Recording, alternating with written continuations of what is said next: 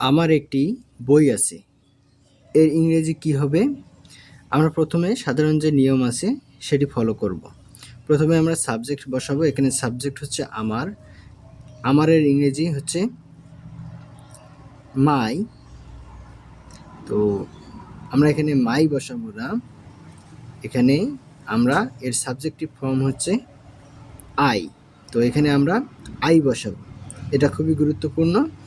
তো আই, এরপর এই যে কোনো কিছু আছে এরকম যদি বোঝায় সেখানে আমরা হ্যাভ ব্যবহার করব। তো আই হ্যাভ, এরপর কি আছে? একটি বই আছে, এ বুক। খুবই সিম্পল, আই হ্যাভ এ বুক, আমার একটি বই আছে। এখন বলুন তো, আমার একটি কলম আছে, এর ইংরেজি কি হবে?